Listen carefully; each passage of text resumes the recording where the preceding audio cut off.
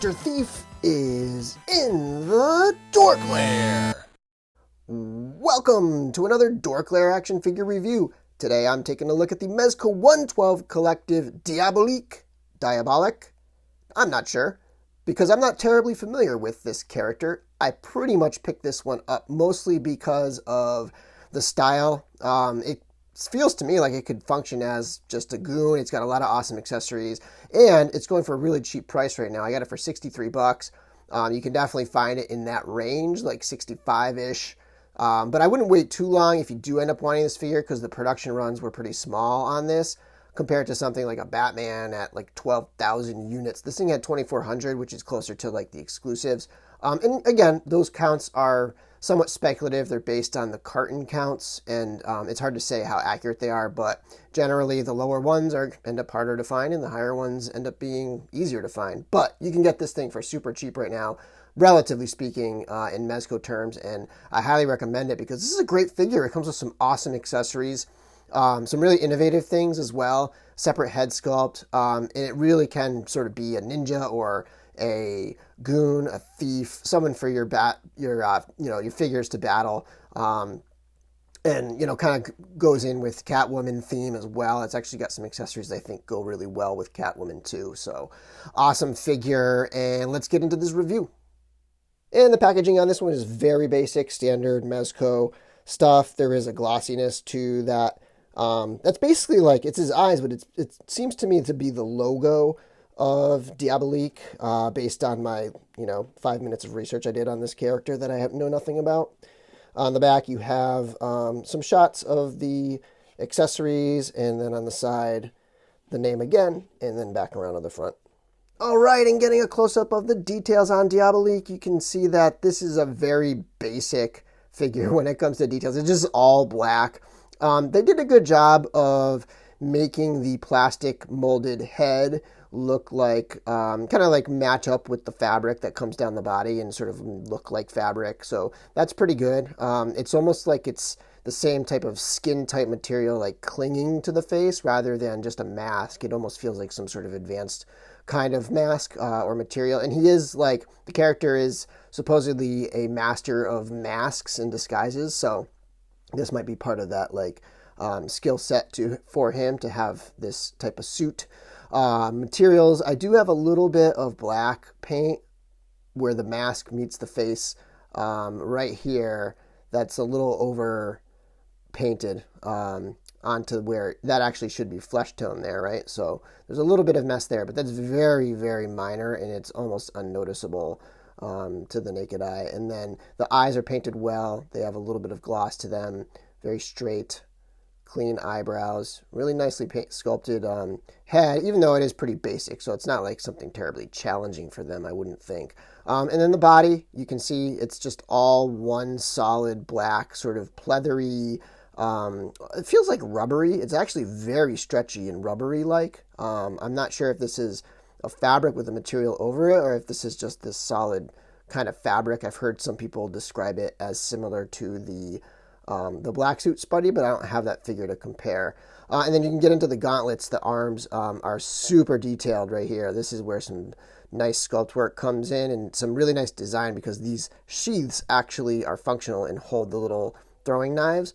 You can see the hand sculpt there, and then down into the feet. There's no boots or anything. It just goes straight down into these sort of athletic sneaker type things, and they have like that ninja toe thing going on there that you can see right there. So nicely sculpted, and then you can take a look at the bottom with some treads.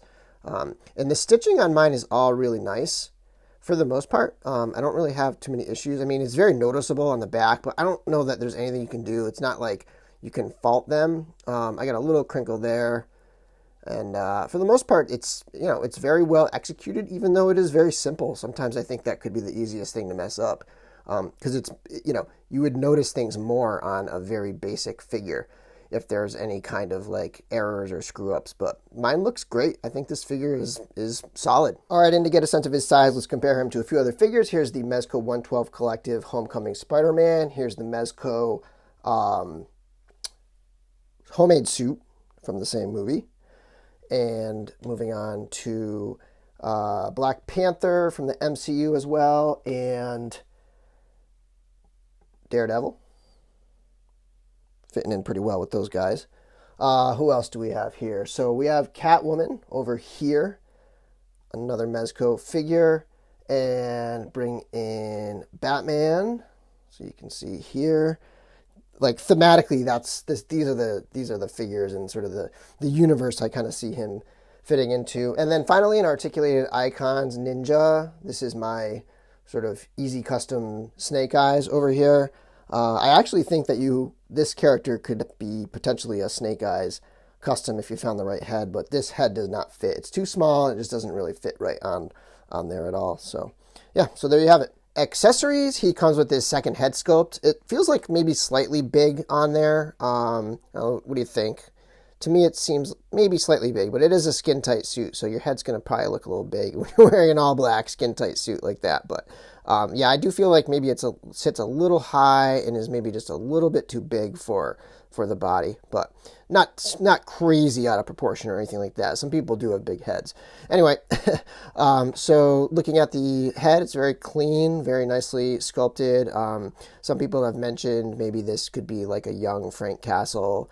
I don't think it fits. I don't think it's like a perfect swap if you're going to put it on like the Mezco Punisher, but you know, it could function like that. Maybe a secondary kind of Bruce Wayne head or another character. But I kind of looked up the pictures of this character, and it looks like him, and then those eyebrows definitely match the eyebrows on the this head sculpt. So it's that guy in the suit, and yeah, so pretty good looking head sculpt, and maybe just slightly big. And I was curious about heads and trying things on, and one head that actually fits really well is the Peter Parker head from the Homecoming Homemade suit Spider-Man. I actually think that's a better match in terms of size for this body, and I think that looks really good. So Stealth Suit Spidey. And then next up, he comes with these tiny little throwing knives with silver blade and a shiny black handle. They look really nice, and they store right into these. He comes with 6 of those, but 2 of them can store right in these wrist sheaths. So really cool touch right there. He also comes with 3 of these larger knives, and the sheath around his leg is removable, and it can also store one of those knives in there. He comes with his backpack, and the backpack has an opening, so you can actually store some of his accessories in there if you'd like. And it fits on him really well, as you saw in some of those earlier shots at the beginning of the video. He comes with this fancy egg type thing, basically a target for him to thieve, to steal. Nicely painted. It's got like a clear kind of crystal thing going on, and then it seems like it's made out of gold, and then it's got some black detailing over there, and the bottom's just solid.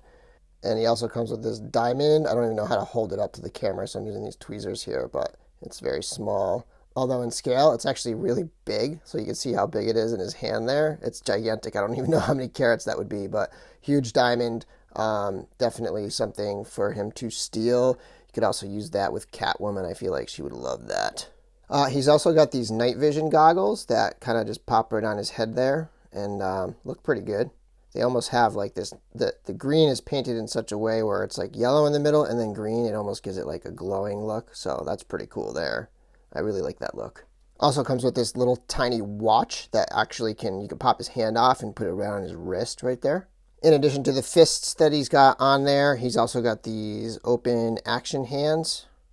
He's got these knife throwing hands here, and they can hold the knife like really nicely by the blade, which is pretty cool. And then he's got these handle gripping hands right here for gripping the handle of the bigger knives or the handles of the suction cup things. And then he's got these, I don't know what these things are called in sort of real life, but to me they're suction cups for climbing, scaling skyscrapers and buildings. Maybe like, pop that on the window and then like cut a hole around it and then like pull the pane out so that you can break in without shattering the glass, those kinds of things. And the cool thing is these actually have suction cups on there. Right there, and you can stick it on something shiny like a piece of glass or the stand, and it will stick right on there. And finally, he comes with the usual 5-inch Mezco stand, and it's got the foot peg, but you can also swap on the flight arm to pose him in action poses. And last but not least, in fact, probably best, is the articulation on this guy, which I find to be very impressive for a Mezco. So the head can look up this far, and then the neck can rotate back a little bit as well. And then he can look down really far. And the head can, move side to side, rock back and forth, spin all the way around. So lots of motion in the head and the neck. Very expressive action there. The arms are very nicely articulated, and he can rotate his arm up this far. And then coming back down, he has a swivel at the bicep, and the arm can swing pretty much all the way around if it weren't for the fabric there. There's just the slightest amount of motion in the shoulders, not enough to... Mezco doesn't usually have much for butterfly joints there. And then the elbows are double jointed. You can get some very good action out of those.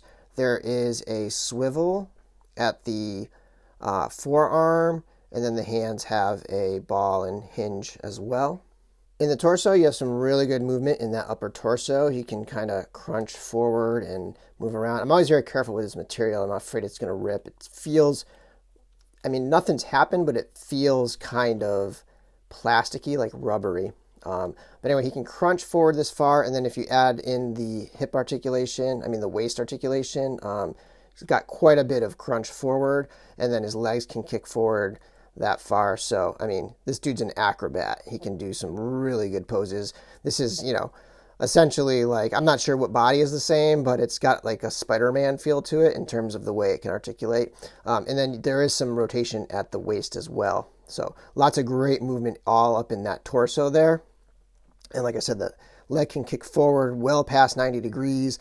There is a rotation in the upper thigh. The knees are double jointed, and you can come all the way up. Look at that. That's pretty incredible there. There's no rotation in the knees, but the ankles do have a very nice pivot there, and they can point very far down and upwards pretty well. So he can do a lot of great posing. And then also the splits, he can come out this far. I don't want to push it too much because of the fabric there, but pretty nice wide splits there. I will say this, his joints feel a little looser than a lot of the other figures, but I feel like that helps it because of the resistance of the fabric. It's just making things a lot easier to pose around and move around. And I would also be careful with like leaving it in positions for a long time, like something like this where you're going to get crinkled up over here for a while. So just kind of be careful with that and be aware of it. But yeah, the articulation is pretty awesome on this guy. I know nothing about the character, but a lot of people could be making customs with this. It just can be a generic thief or bad guy. So yeah, it's pretty awesome. Like the articulation is really a high point for me. I think this figure is going to pose really well. Hopefully the suit will sort of, hold up over time. But yeah, this guy is really cool. I highly recommend it. Even if you're not a fan, just get yourself a nice goon while they're cheap. Again, this thing's like $65 right now for an $80 figure. That's an awesome price. And so thanks again for watching. Be sure to check out my other videos like my review of Mezco Joker, and follow me on Instagram at DorkLair. And until next time, may the force be with you.